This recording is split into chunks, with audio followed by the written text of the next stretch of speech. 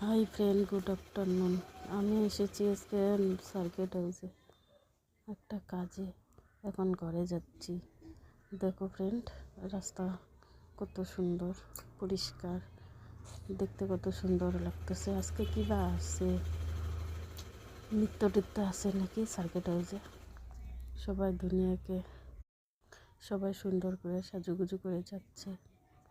চলো, ঘরে এসে পেলাম। বাই বাই বন্ধুরা, সবাই ভালো থেকো।